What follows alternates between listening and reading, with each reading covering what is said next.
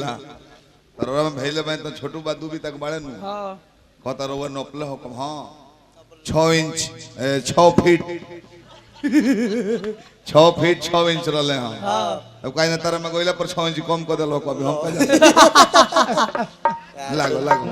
हिंको भाई एगो इंजीनियर बड़े हां इंजीनियर रोवा सिविल नो है दवाई जोरी ले हां हई अजीत के एगो भाई बड़े इंजीनियर बाबा जिला भर के जितना मोदी जी शौचालय रही के ठीक हजारों हजार पुरस्कार आयल पीयूष बाबा के बाबा ही गोल लग रही अब हिंका पर चलो ये हमारा कहता रहे कि कहता लोग कि इनका के कोरही फूटा दो कहले चाचा रोवा सुन ले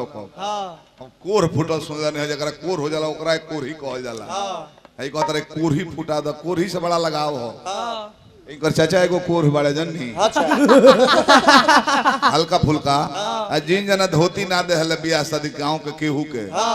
वो तिलक के दिन बियाह गबड़ा दे कैसे तिलक के दिन कैसे अंगुरिया ऐसा क के हाय हाय कपड़ा लपेट के अलता चुआ ले ले हां तिलक हेने से आवेले बानू तीन मोहानी पर खड़ा हो जाए हैं तीन मोहानी पर खड़ा हो जाले अब केहू तीन मोहानी देखी तो पूछी कि फलाना यहाँ जाए के तिलक में तो कहले कहाँ जाए के बा फलाना के यहाँ बत्ती के सोजा हाथ में ऊपर कर देले चली चली ना चली अपने सवांग के तिलक भतीजे हमें कौन दिक्कत नहीं है अपना से आटा सान के पूरी मिल ले बनी चली सब द्वार पर भैया तो के चिंता नहीं करे के चली हो बा आटा सान के पूरी पकोले बानी तरकारी में नमक डालनी है तो हाथे घोंघोर घोंघोर डालवा चली लो स्वादिष्ट स्वादिष्ट बाबा उजा से गाड़ी लौटा के भाग जाला लू बापू बाप चलिए अब गीत संगीत में ससुरारी लगे चुटकुला कहलर ले जवाब दिया कहता रहे गावत गावत भुलाए तने क्या पाहिज बानी मैंने कहा हम भुला गए भुलाई रही दौड़ के तारा दौल में अगर अगर भुलाई रहती तो दौड़ती तब न गिर जाती दौड़त में तो कहता क्या पाहिज बानी भुलाई में हम तो अस्थिर बैठ के गावत तानी तब तू मानत नहीं कहो अगर वो भुला जाता ना क्या पाहिज बानी ताइल बड़े पहलवान जी दारा सिंह के चला हमें गीत गौने का वही कुल कुछ ना हारमोनियम का धंधा हल्का साउंड गीत सब इस हमारा हो चल हाँ सावरिया रे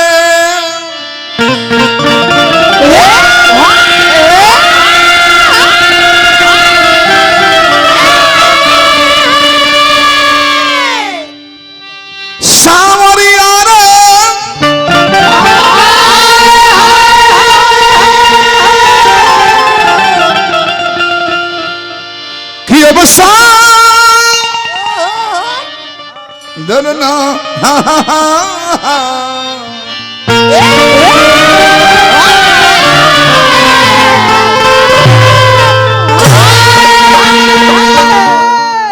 आज हमने के चंद्रेश्वर चाचा जी ये लोक से अपना लोक में चल गए नहीं कभी कहले हैं कि world is stage and life is drama we are actor and god is director ये सारी धरती एक मंच है हई मंच मलबा हम नहीं खाती साझे से पर कालीन बिछाव रहलो गद्दा डलाइल बा कितना मंच से प्रेम रहलो कि सजावल जाओ फूल के माला इरलो आ सवेरे घर के केहू सवांग के मतलब ना रहे कि स्टेज बा कि पटरा कोनो लइका तुरता आ कि उजरता कोई को टेंशन रही ना रही वंगा दुनिया हम मालिक इस सारी धरती एक स्टेज है जिंदगी एक ड्रामा है हम लोग एक्टर हैं डायरेक्टर ऊपर बैठा हुआ है जब फिल्म से सीन समाप्त हो गई बुला ले चलो अपना लगे बुला ले मैं कोनो सोर्स पर भी काम ना कोइलो एजा केहू केहू के हो ना ई गांव का हो और गांव एगो ट्रेन हो और पटीदार एगो डाबा हलू और घर एगो अपार्टमेंट हो जगह 6 गो सीट होला नु 3 गो है आ 2 गो है ट्रेन में तो वो मात्र 500 रुपए में रिजर्वेशन करावता नहीं तो वो सीट से प्रेम होता कि बेदाम गिराए तो वो खिसिया जाता नहीं कि हमार फलाना नंबर अगल बगल के लोग बैठल बा खैनियो बनावता तो खाइएगा देता नहीं, पुआ निकालता के होता रोगों को देता, प्रेम हो जाता उतना देर में भाई कब ली कब ले जले दिल्ली स्टेशन नहीं खाए तब ले दिल्ली स्टेशन पर उतारला के बाद केहू केहू के हाल चाल ना पूछेला कि रिक्शा से जइबो कि बस से जइबो कि पैदल जइबो, वही ना जीवन एगो ड्रामा हो। चाचा चल गेले छोड़ के जा केहू के केहू हो ना, माया का मेला लागल बा। जब अपना खास भाई के हमने के खींचा, अपना भाई से प्रेम के होना नु अधिकार, एक लात से जन्मल बनी जा आकी में बाकी अलगा बिल्की परिवार में नहीं खेला। तो जब हमने अपना खास भाई के नहीं खींचा तो दूसर हमने एक केकर हो खब जा, इस सारी दुनिया मतलब पर सटल भैया मोहन भैया मोहन भैया लाज तो लगबे करला। ससुरारी का बात हमारा कहा जा रहा कुछ गेट दिखाओ तो गेट गेट वाला इनके गाँव में नहीं रहे तले इनकर चचेरा ससुर मर जाता रहे ला आई हो माई हो नहीं का गैनी जा दोनों जना कहले भैया चलो चल एक दूसरा के जग में रहिले जनू हां हो जा गैनी जा तो रोवत रहे इनकर सारा वा पापा हो पापा अरे पापा कहाँ चल गए गांव के 4 गो पुराने लो ले हो नहीं हो गई जाए के दिन आ गए भगवान ले गए चुप रहो तारा चिंता मत करी हो तार बाबूजी नहीं चल गए हमने के पुरानिया 5 जना मानी जानू तारा बाबूजी जस मानी जा जरूरत पड़े तो बोली हो रहो बात जोड़ी इतना दर्द में रोवत और बहता हालोई में गोइल पर अब सब है चुपा गई बीत गई हां 2 बरस के बाद सासू मर गई इनको ला हो बोलो फिर फोन आयल फिर गई नहीं जा हां फिर सर्वर होत रहे इनको हां माई रे माई ममता क्या चल लूट गई दादा ओहो 5 गो काकी से चुप रहो बबुआ मत रो होनी रहला तार माई नु चल गई हमनी के 5 जनी बानी जानू तार माई जस बानी हां ए बबुआ घटना घट हां 7 वर्ष के बाद इनका सरवा के मौगी मर जाती बहुत कष्ट अभी इनकर मेहरारू सुन तो कहली हमहू चले भाभी हमर गुजर गइल बड़ी पूजा गोई नहीं जा ओहो गुड़ धकर रोत रहले कि जीवन संगिनी जीवन साथी रहलू खाना बना के आवत हम दादा अब के खाना बनाई हमर धर्म पत्नी चल गइली लागल घूम घूम कर रोए घूम घूम कर रोत रहे अजीत कहले कि ए और बहनो रोत रही तू रोत रह हित नत लोग छुपा जाओ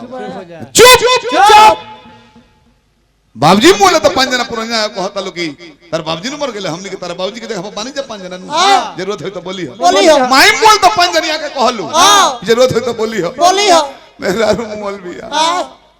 3 घंटा से रोवता नहीं गांव के कोनो आके ना कलो से तो चुप हो जा जरूरत हो तो बोली हो आ तले अजीत मो के देखनी दौड़ के जाके भरा कर धले कल भैया हो भैया केहू ना पूछी हम बानी नु जरूरत हो तो बोली हो रुपया पैसा जौन लगे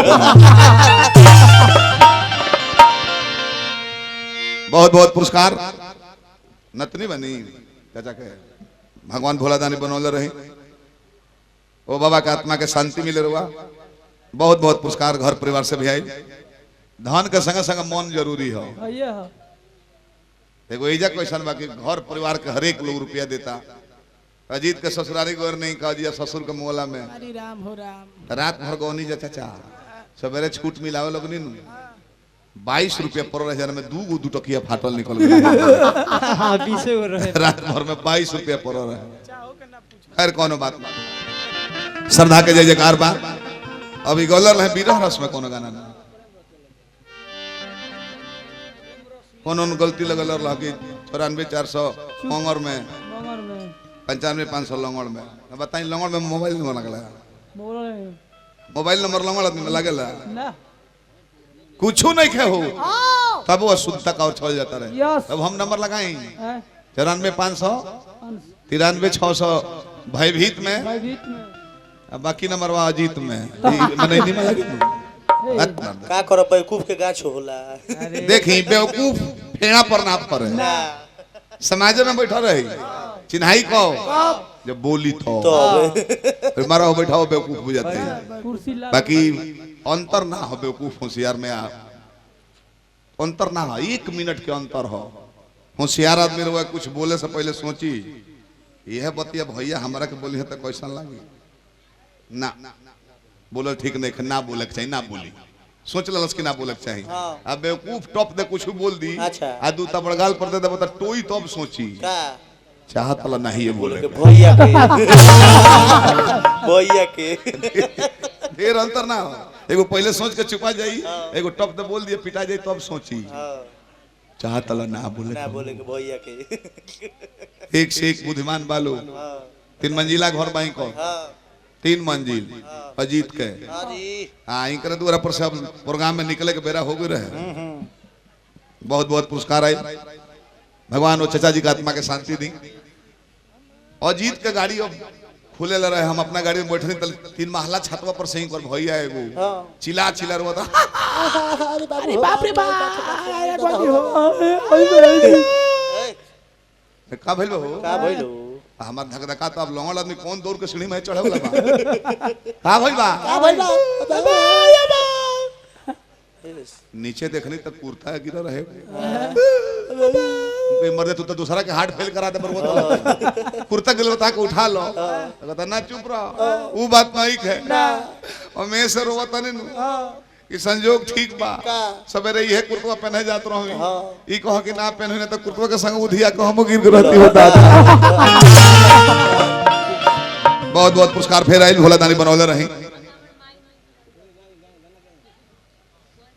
तने गीत में चलो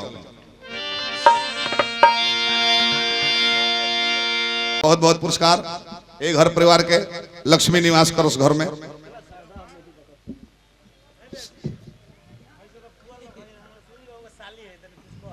एक और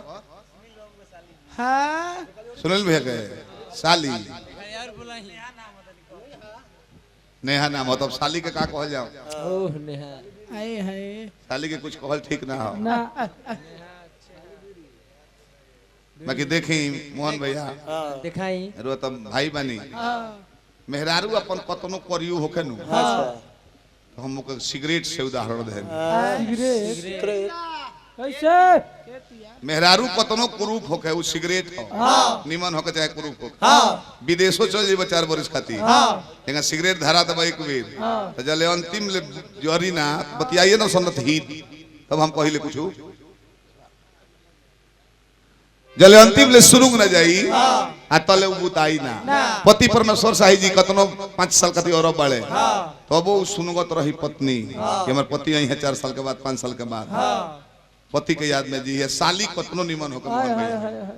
बीड़ी हो माचिस मार दे हलो अच्छा बीड़ी पिए तर तले ठीक बा जहां बतिया मज रही लो सुनु के बुता गेल बा दोसर कोनो माचिस मार के खींचे तले गलती ना कोनी हो गाना बजाना होगा तो वार्तालाप साफ हमारा पसंद ना एमे लगा तो समाचार बतियो तालो के ऊपर को मालिक बाकी ना कमलवास ने झाल चलाओ जे मुड़ी पर तब बुझ बोलो कि हम झलवैया है व्यास बैठल बड़े आगे